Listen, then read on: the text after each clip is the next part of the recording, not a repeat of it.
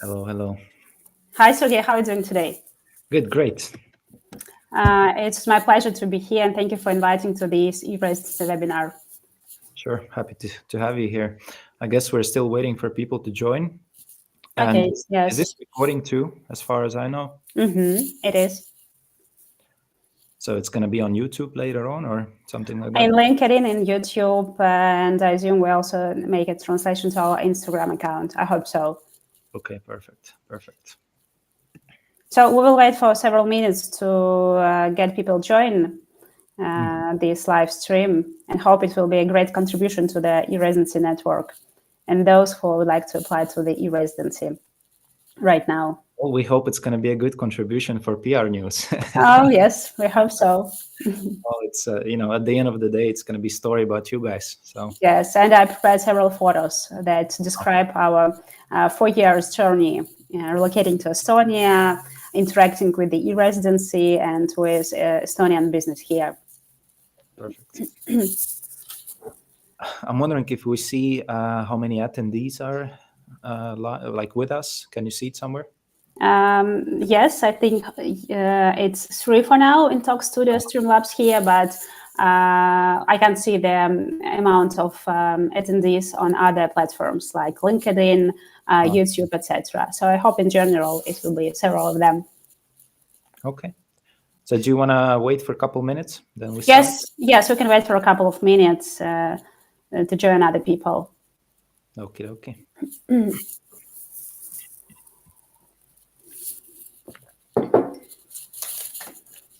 While people joining, I would like to ask what are the leading countries where the e-residents come from nowadays? Oh, well, definitely Ukraine is one of the top ones. I think in the last 2 years it became number one. Before that it was like among top five. But then also Germany, UK and Spain. Spain has been growing recently a lot.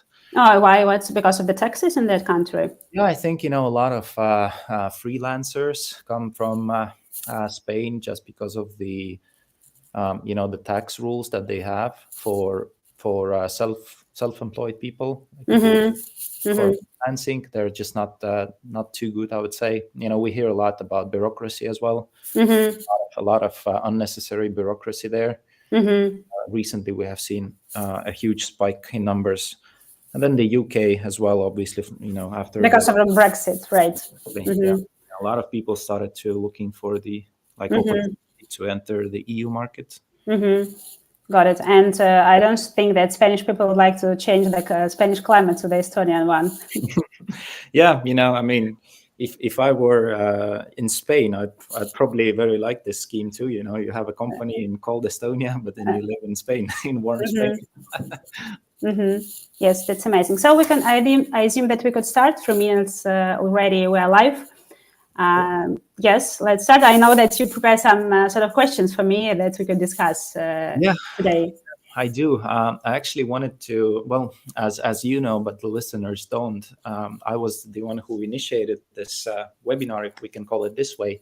I mean, eventually, me and Natalia, we discussed a bit the format of this live event or the online event, and then we decided to change it a little bit, so it's not going to be like a typical webinar with a bunch of slides. I know you have some pictures to share, but still, it's going to be more like a conversational discussion.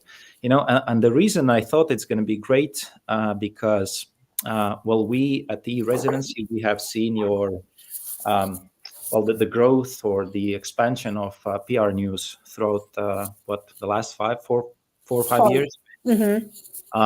So since the time you guys registered a company in Estonia in the end of 2018, and because you are e-residents, or at least back then you guys used to live in Ukraine, so you kind of came into our radar, and the growth that you had, and it was such an extraordinary and such a great example, for others. I mean, looking at the numbers, I pulled out some numbers from the registry, from business registry. So I see that in 2019, the revenue that you guys declared was just a little bit less than 600,000 euros. And then you only had 2 persons basically employed In 2019, right? Exactly. Yeah. And now, looking for like 2023, you guys, you're going to probably make around 3.5 million revenues.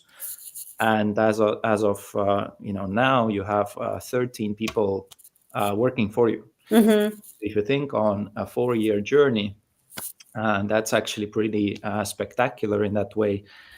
And what I thought is that it'd probably be pretty cool to look into this case as a case study, to learn the story behind this and see what steps exactly you guys been taking in order to scale that fast. And especially considering that Estonia was a quite new market for you, you came in here as, well, foreigners, basically, Expats. It's a new common modern word. And within that short amount of time, you have been able to multiply the business by several times. So I thought it'd be great to see how you guys did it. What were some of the steps that you've been doing?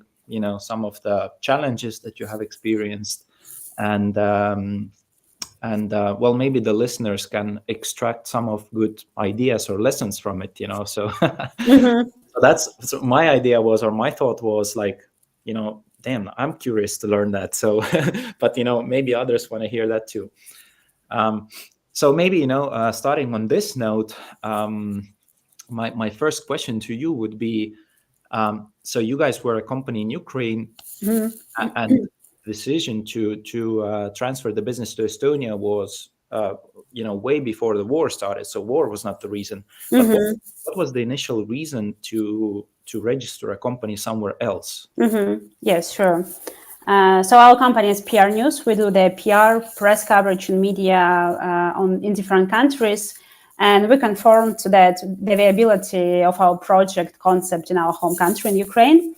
And when the time came to expand our company into international markets, we began our search for the ideal jurisdiction for incorporation. There are several criteria, and the primary were included a business-friendly tax environment, access to global banking and payment networks, reputable legal framework, cost effectiveness, because it's very crucial when you're a bootstrap startup. And it happened that several factors combined in Estonia. In addition to the best tax legislation in the EU and total digitalization, it's also the prevalence of the English language. Because in Estonia, you can formulate your request in English and send to the tax department, and the email request will be answered within several hours. It's impossible for Ukraine that days. And also those who have ever filed a company tax return in the US, along with that paper bank check, standing in the line at the post office and waiting a month for the results, will definitely understand me. Our journey, by the way, expansion to Europe started in Czech Republic, but there was quite difficult to run a company without physical presence. Any changes to the documents required notarization or personal presence and or power of the attorney at that time. And all of these definitely slowed down, ate up time and our energy. Why we choose Estonia at that moment. So comparing to Czech Republic and Estonia, how do you? Well, I guess from what you said, you pointed out the tax aspect, and I mean there is no doubt that Estonia is one of the leaders in the European Union. Because I don't know, for those listeners who are not aware, Estonian tax system is ranked number 1 in the International Tax Competitiveness Index worldwide. So, one example of this is that we have a 0% corporate income tax in Estonia on retained and reinvested profits. So the way it works is that at the end of the year, you are declaring, where you're submitting an annual report, and the profits that your company made, you basically decide if you want to declare dividends, or if you don't want to declare dividends, you want to carry all of the profits over to the next year. So if you decide to carry it over, then there are no taxes held, basically, and you can use all of this money, invest in your company, right? Exactly. Yeah. So I know Latvia does the same these days, but Estonia was definitely the initiator of this scheme, and it works like really well. So that's for the tax aspect. But then you said also the bureaucracy was quite different in comparing Czech Republic and Estonia, and I think also the fact that Estonia is so highly digitalized, right? So can you elaborate more on this exactly? Like how? So let's say just when you were starting off, I mean, being in Ukraine and having Estonian company, what are some of the things in terms of this digitalization and low bureaucracy that you know? Yes. The first I would start from the registration and opening a bank account, because it's an issue on the first steps when you're applying for a new company in Estonia. Well, company registration, if I'm not mistaken, took up from 30 minutes up to 1 hour. We handled ourselves. We didn't hire any third-party companies, because there was a lot of information, I assume, in the E-Residency blog that time. And the petition was signed with a digital identification card and sent to the registry, and a response we get within several business days. That means that the company is registered already, and you can use and open accounts in bank. For instance, we immediately open accounts with Holby to get IBAN number, and account with Vice and PayPal. So it was really smoothly. And I remember the time when we showed to our Ukrainian friends that, come on, the tax department of Estonia answered us within several hours in English. It was really like a magic that time in Ukraine. And also, if we speak about what surprised us, so me in Estonia, in terms of doing business, it is that first thing that the state fulfills the citizen and state contract. That means that if you do everything according to the checklist, the official has no formal reason to refuse you. In general, you even do not know that official, he or her, because it almost he or she exists in the email correspondence. And the second thing that really works, I mean, that Estonia not only just declared that we have such a residency program, but it has synchronized all the levels so that with a digital identification card, you can really register a company and get any services at the level of the ordinary citizen. Anyone who has tried any alternative programs in other countries will understand what it is about. Well, I think if you think on the e-residency concept as it is, Estonia, we started it in 2014. So obviously by now the whole infrastructure behind it is so developed. I know lots of, well, not lots, but several other countries, they also have launched like an e-residency program. One in Ukraine as well, actually. Yes. Right? Yeah, but the problem is that the program itself, e-residency.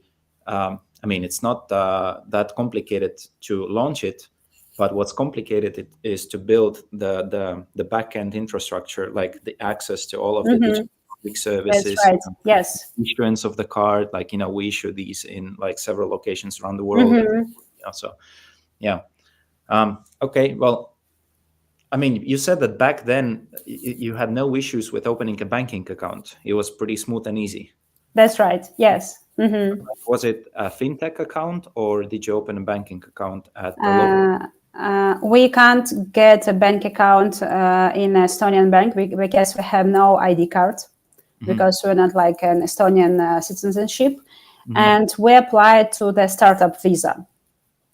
I can tell more about it. Sure. The government's friendly attitude towards the startups is expressed in the fact that it makes easier for the entrepreneurs to find and relocate the staff from outside Estonia without quotes for residence permits. I know that there are several quotes for different categories of those who would like to relocate to Estonia. For the startup visa, there is no that quotes. And for business owners, for instance, it's a great opportunity to move to Estonia on a startup visa without proof of income, and for their family members as well. Because we relocate here, my husband got the startup visa, and I and my daughter applied for the connection to a family visa as well.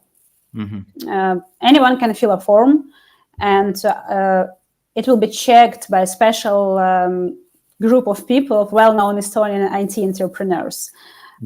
When evaluating, I think that they look mostly at the potential of the business in the context of global scaling, of stage of the startup, and its technological sophistication. So we got the startup visa, and using it, we got the ID cards from Estonia that gives us an opportunity to open a physical bank account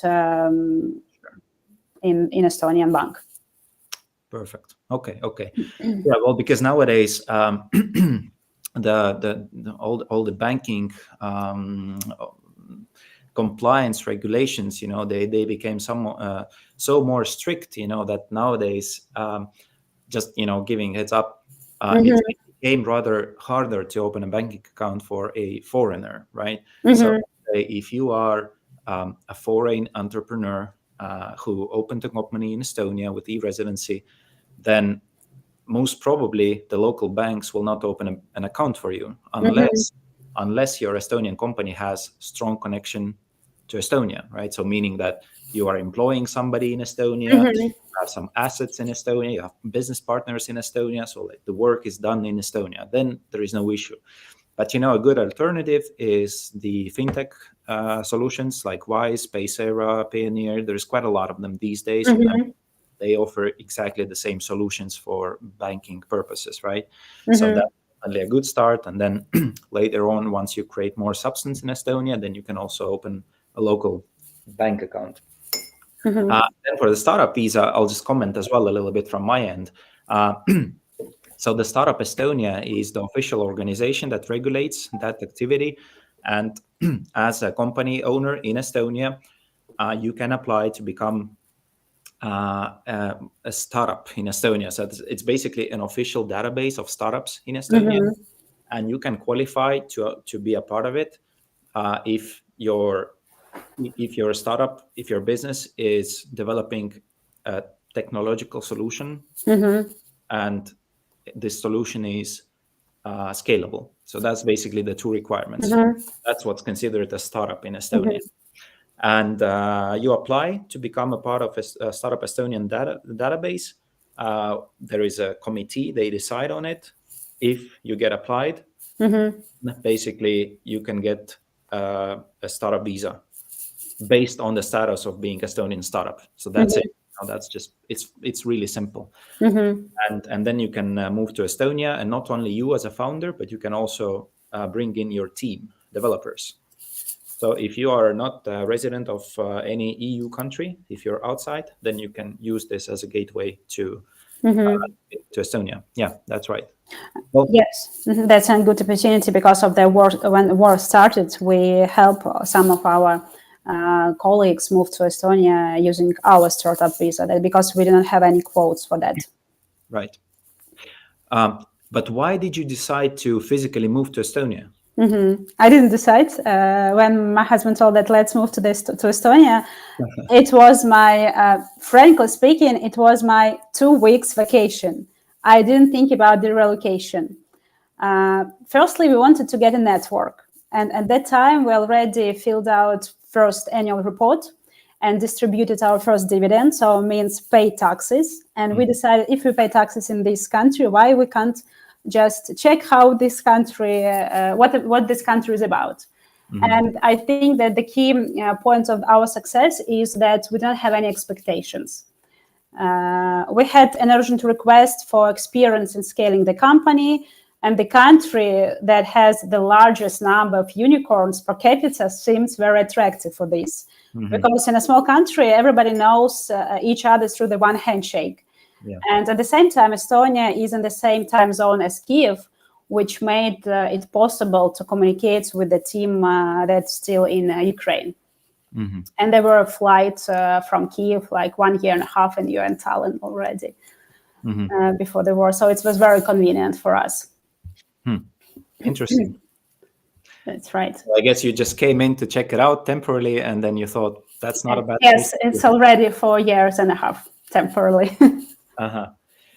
Well, was there anything, I know you mentioned that when you were sending emails to tax board, then you had the reply like immediately, but was there anything else from a business side that impressed you, or something that you didn't expect but you were positively surprised, like the way people do business here, or I don't know, the way how the government functions, or anything? I can start. I have a presentation with photos. I can start to tell about our journey here, how we made this networking in Estonia. It was really challenging way of doing it. Okay, let me share my screen. Yes, I think it's fine here. So the first was the first company we came here in Estonia was Smiley. That's a straightforward newsletter automation solution. We got acquainted with Tanel, one of the co-founder of Smiley, being in Ukraine. And he is very talkative. He is very open as to the Estonian. And I came to their office just to get acquainted. He totally understood what our PRNEWS do. And he gave me several references to PR digital agencies, the biggest one here in Tallinn. So that was the first step of networking. Get connected with somewhere who could make you some references to other people. And yes, I came to several digital agencies there, but I found out that digital agencies works in a bit different way than in Ukraine. For instance, over 50% of our clients are digital agencies, Ukrainian one, whom we help with the press coverage for their clients in different countries. So when Ukrainian company come to the digital agency in Ukraine and they would like to target Poland, UK, the US, the Ukrainian agency handle all this process for them. When I came to the Estonian PR agencies and ask them, we say that we can help Estonian clients to target different countries. They say no to me because they would put this client to their partner agency in the UK, in the US, in Poland.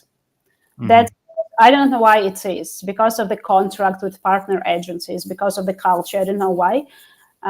That was the point when I understand that we can be get acquainted with the PR agencies in Estonia, but I'm not sure that we'll work with them, because we're going to sell Estonian PR agencies, Estonian media outlets. It's definitely not our target audience here. The next was we took part. It was our first outside Ukraine conference, best internet conference in Tallinn.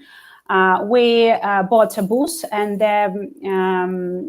like a chance to make pitch a short demo about our product among and through 30 or 40 decision makers of PR managers, marketing directors of Estonia. It was challenging for me because it was my first English-speaking presentation among unknown people. Plus, at the same time, it was like we are 1 month living in Estonia. You have to handle the process of renting the apartment, finding the kindergarten for your daughter, and it was really challenging. And in that conference, we strongly understood that differences between culture. We have our booth near the catering tables, and till all the day, can you guess how many people came to us and asked what we're doing, who we are, etc.? Zero. Yeah, not a lot, I would say. No, zero. And it was so strange for us because in Ukraine, like people like, I don't know, more open. I do not want to offend anybody, but people in Ukrainian conferences were different. They asked, they came to our booth, asked what we are doing, from which city we are. So in Estonian conferences, it's not what like that. This was our first experience that helped us to understand the local culture. But we got several connections on this conference, and definitely all these PR marketing managers would definitely know about our platform that we are here in Tallinn. And one good idea went to the small market, like in Estonia, for instance. When you're a newbie here, everybody would like to know about you. They speak, make some gossips about you. Oh, we have a new play in our market. Let's come and check what they're doing, etc. So it's an advantage of being in a small market. The third step was the first interaction with the E-Residency team. On this photo, that is January 2020, you can see me, my husband, Catherine Vaga, and Hannah. As we're coming here in Estonia to make networking, I was subscribed to a newsletter of the E-Residency, and someday I got an email, a newsletter that some guy who applied to the E-Residency, he is a resident, he shared his story, his journey, etc. I decided that we could share our story as well because we're here now in Tallinn. And I've sent an email to Hannah, like, hello, Hannah, my name is Natalie. We moved here in Tallinn. We're Ukrainian e-resident. Can you write a story about us? And Hannah answered me within several hours and said, oh, hello, Natalie. You are just in time because I'm seeking for the new content to our blog. So let's meet and discuss our interview. And as a result of this meeting was the blog post about us, Ukrainian e-resident. Alex is revolutioning sponsor content distribution. Mm-hmm. So it means that knock to the doors and somebody will open you. Mm-hmm.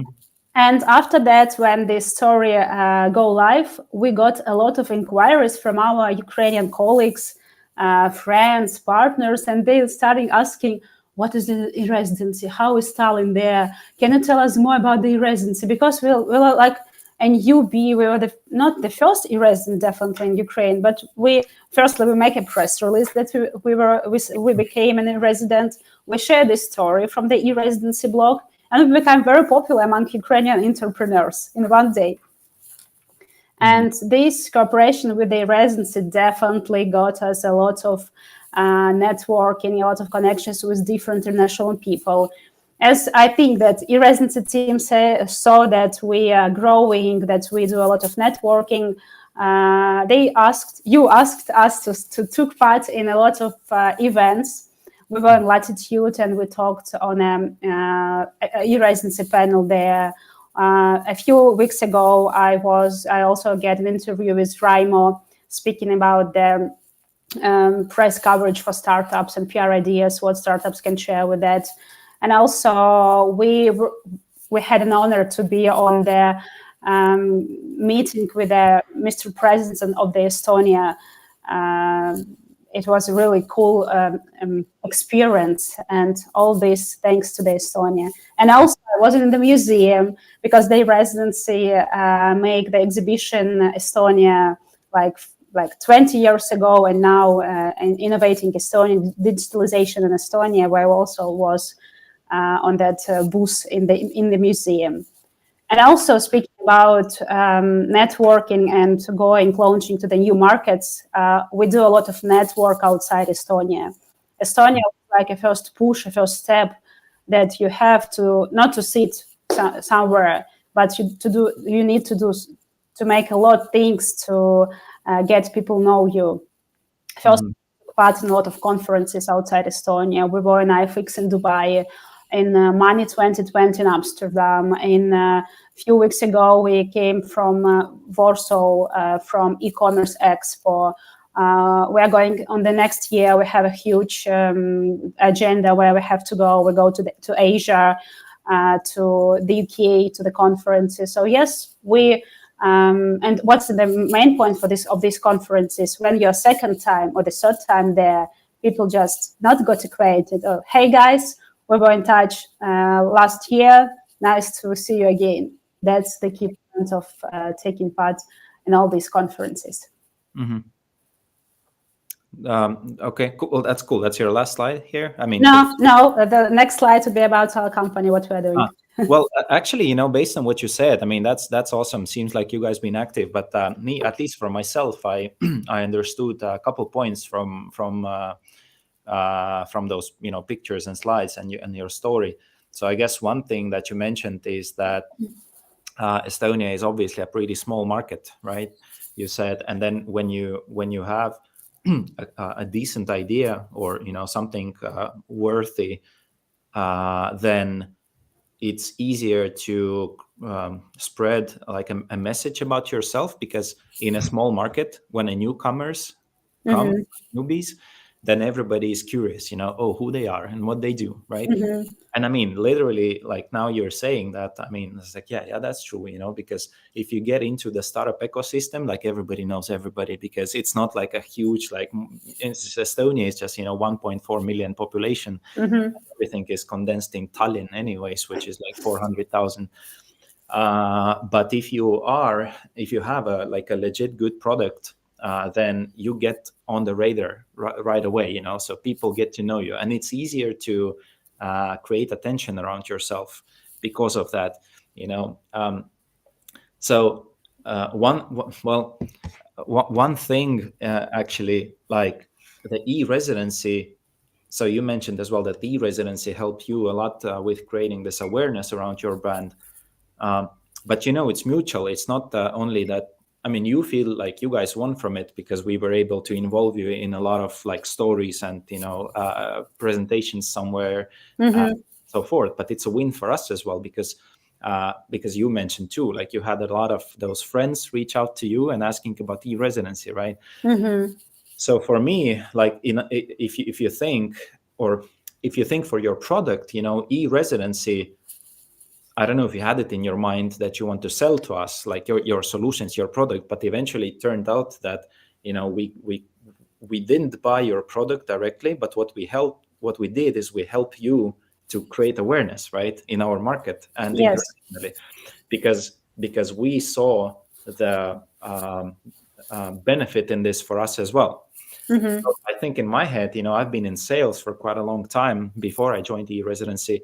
So this is a good strategy to enter a new market, right? So look for organizations, look for companies, look for local, players who not necessarily need to benefit from your product. So not necessarily you need to sell to them, but the organizations or the companies who have a network of your potential customers who can benefit from what you do.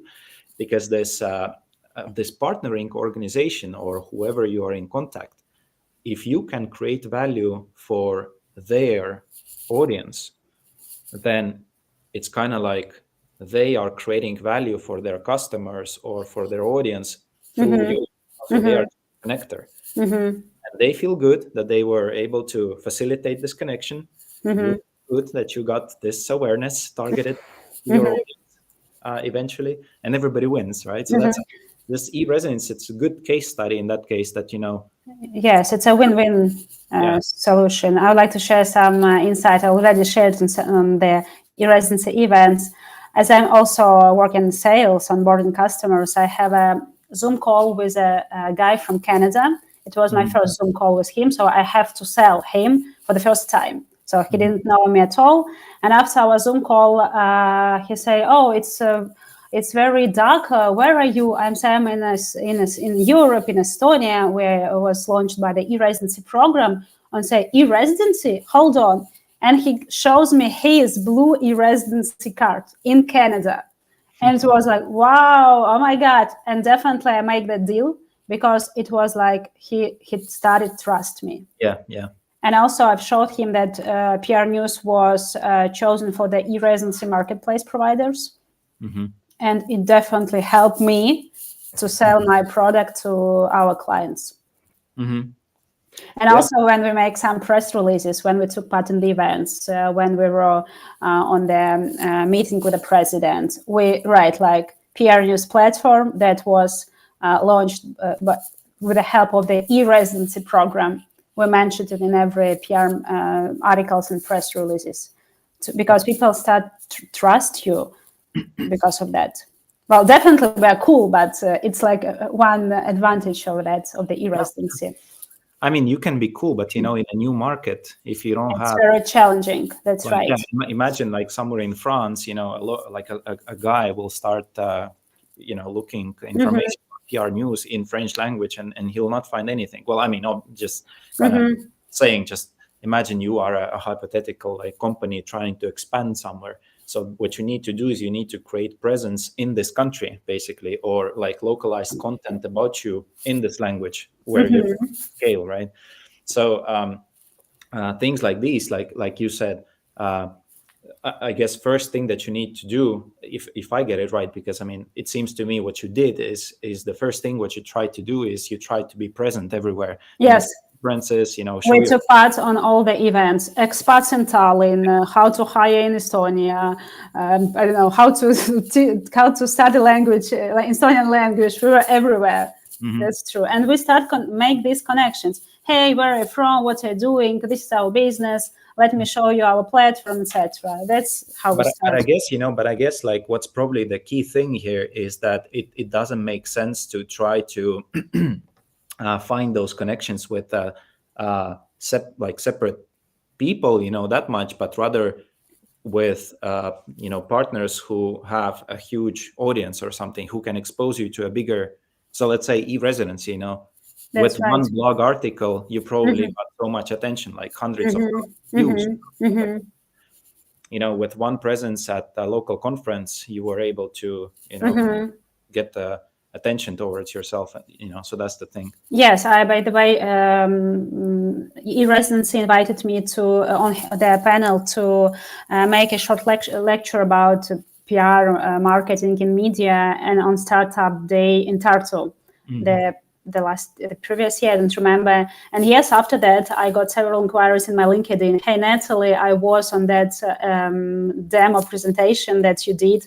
I like it very much. Can you help me with the PR articles in the UK? It was, I didn't expect that. It was really cool. And this girl, she was from biggest PR agency in Estonia. So isn't that cool? It is. That's awesome. And then just finishing up on this short notice about, like you said, Estonia is a small market. I just wanted to say, and I know we discussed with you previously and you were surprised, but I think a lot of people don't know about it. So for example, in Estonia here, it's not only that you, Natalia, know that it's a small market. We also know that Estonia is a small market, So in order for our entrepreneurs in Estonia to be successful, we know that they need to scale. They need to go outside in other markets, So what we have, for example, in Estonia, in our organization as well, Enterprise Estonia, is that we have export advisors in different countries. So the way it works is that, like in Spain, in Poland, in like Germany and other countries, we have a person who is hired by us, and he is kind of like a coordinator for this local market. Not for this local market, but he's a coordinator for Estonian entrepreneurs who want to scale their business to this market. And this guy or girl, so she is basically the first contact who you can reach out to, and they will help you with local, like everything, with connections, with exposure, with getting some data, with some initial, contacts, get you to right people, like whatever consulting, like about taxes, local laws, or whatever. So this is, I don't know if other countries do that, but we do that. It's been successful for us. I mean, that's what helps Estonian companies to go international as well. Sorry for interruption. We were in Rhode Island near Boston, and we get that prize, like Go Global Awards in PR and marketing there right now. Yesterday, our colleagues got this prize, and I think they got acquainted with that guy in the US from Estonia who help Estonian businesses raise in other markets. So yes, it's true. That's also the connection and networking with that. Cool. Okay, let's see. Well, I can tell you something about PRNEWS. Yeah, tell me. So let's say, maybe a few words about what you do, but in a perspective, like what else somebody could do, in terms of getting out into the new market, and how your knowledge, expertise, or the product that you do, how can that help basically somebody? Yes, sure. Let me share my screen. Here it is. Yes, I work in PRNEWS. I'm head of PR, and also sometimes I help onboard clients. We help control the online presence in media of different countries. PRNEWS was created for those that people, clients, individuals, big companies, digital agencies from Estonia, for instance, would like to target the UK market, the Asian market, the Latin market. And PRNEWS could handle for them the press coverage and media for that. Because when you're a newbie in the market, nobody knows anything about you, but people start Googling. And if they found some well-crafted article about you, that would definitely gain efficient, and sometimes it could lead to more clients. For startups, it could help you to get the attention of the investors that would help you to raise money. This is our platform. Currently, we have 112,000 publishers from different countries, and people can easily sign up for an account and choose those media that fits their requirements and budget. These are several examples how we help here for Ukrainian language learning platform. We help them to be published on Polish Forbes and on Romanian Business Review. All was this done in 2 clicks. And definitely we use our tool for the PR of ourselves. We make a press releases, articles, expert articles, interviews, where we took part in some very important events or meetings. That's how PRNEWS works. And this is the QR code. Scan me and drop me a line if you need any advice in PR or press coverage in media of different countries. I would be happy to help. So when you were trying to, when you were moving your business to Estonia, or when you were trying to capture this Estonian market as well, did you use that strategy as well? Like, did you create about yourself in Estonian media? Yes, we make some paid placements. And after you make several placements, you also then pitch media journalists, hey, I made a paid placement like several months ago. This is our press release, a new press release. Could you please publish it? And also in Estonian market as well, as unfortunately there is now so many events going, and journalists have to write about something. So each press release is very valuable to them, and it's you can be mentioned in Estonian media just because you have good connections with journalists. But then do you collect data as well as how many views those articles got or something like that? Yes, we could put the UTM metrics inside hyperlinks on these articles. And also we got inquiries from our new clients, potential clients. Hey guys, I saw you in this Estonian media. Can you tell me more what you are doing? So you can track if the customer came from this specific article, right? If that was the... Yes, if you put the UTM metrics. Also, you can track in your Google Analytics how many views was on that article there. But press coverage in media, it's only, I would say, third touch with your audience. Networking, events, webinars, it's those steps that could help you to be well known in your market. Press coverage, it's not the tool that would help you to sell in a minute your product. No, it's almost a reputation, brand awareness, etc. That's what I'm talking about. How would you say, if you think on like an overall marketing strategy, like how big percentage, I don't know if you can tell it even, but like how much does it make sense to put resources into like PR strategy like this? I know that we PRNEWS with our marketing team, we do over, I would say, 50 articles per month in different markets. Firstly, because we are target worldwide, and we need to be very popular in different markets. Plus, we send articles and press releases when we are going to attend some of the events. For instance, we are in Dubai. We make a post in media of UAE that we're here and we are going here. But for companies, for startups, I would say 2-4 articles per month. Not a paid one. I don't even mention that paid one. Expert articles. You can share your opinion on your partners blog, for instance, I make a contribution to the E-Residency blog and then share my insights about PR marketing in the press. This is a contribution that would make PR for me and for my company. What else I would say? Well, yes, be aware. Nobody counts how many campaigns you run.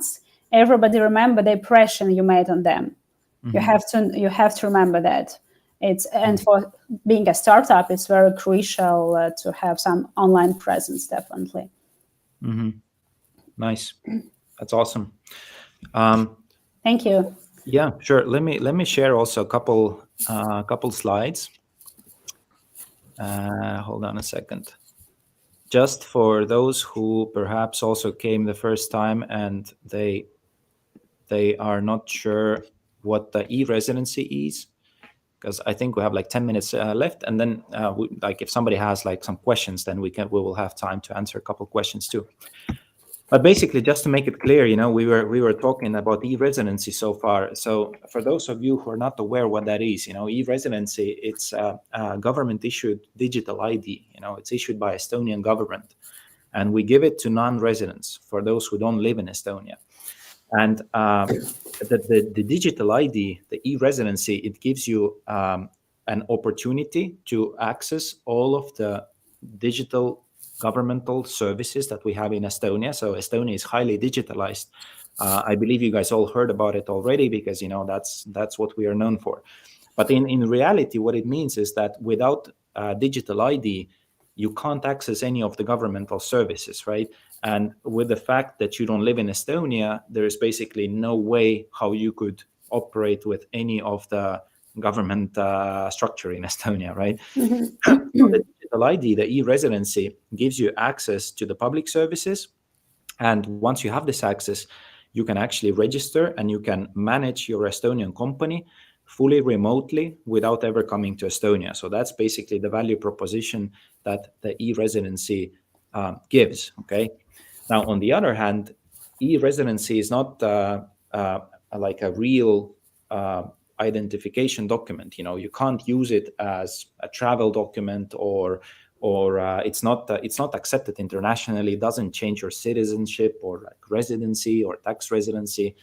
In fact, nobody else except us in Estonia will know that you are e-resident. I'm just saying because don't confuse it. Like it doesn't give you like a right to come to Estonia or into the EU or to apply for a visa or anything. Residency, it's just digital certificates that give you access to Estonian digital public services.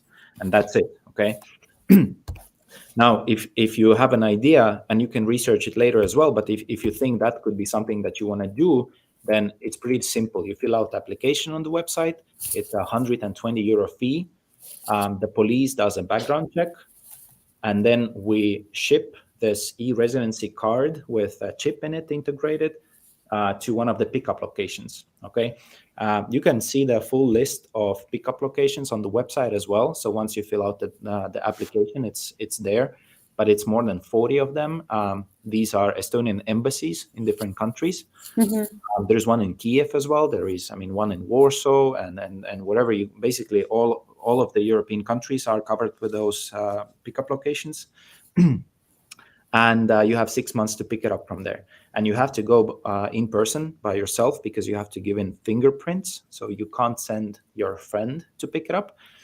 But once you pick it up, then you can either just go to the e-business registry and register a company in Estonia, but you can also go to our website, to that tab that's called the Marketplace of Service Providers, and you can basically find a service provider that will help you with the full thing. They can register a company for you.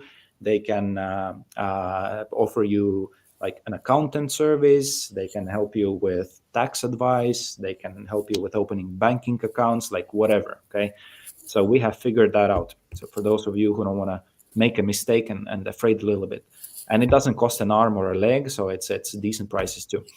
I'll send you this presentation too as a follow-up. So you can see the marketplace of the service provider. You can see what kind of services they offer in order to help you with company creation in Estonia.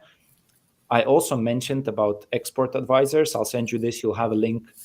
And I also wanted to mention a special campaign for Ukrainian entrepreneurs that we have ongoing right now.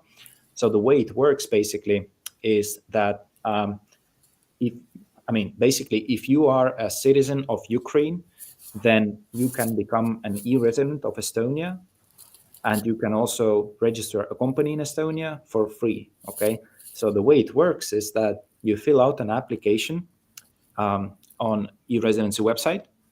You pay €120 fee, and once you got your e-residency, then you contact one of the service providers who are participating in this campaign. You will see them on the marketplace.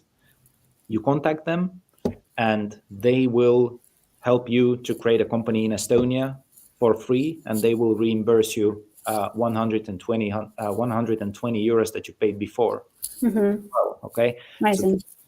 Yeah, this is like a very special just for Ukrainian citizens because of the situation that you guys are in right now, and we are, trying to be a part of it and help. Thank you for supporting Ukrainian entrepreneurs. It's we really appreciate that. Yes, and there's a link as well about it, so you can read about it too. And then at the end, I added my contacts as well. So just in case, like not a lot can be discussed, in just one session like this. But basically, if you think that e-residency can help your business as well in some way, or if you think obviously that PRNEWS could help you somehow to enter a new market, I believe Natalia will send as well contacts to contact her. But if you have questions about e-residency, and also if your company could benefit from this, but you're not sure if it's for you or not, then also reach out to me and we can talk about it. So I'm a business development coordinator, so I usually consult entrepreneurs on these questions, and we can see if Estonia is a good solution for you or not. Amazing, thank you. I'm just wondering if you have any questions.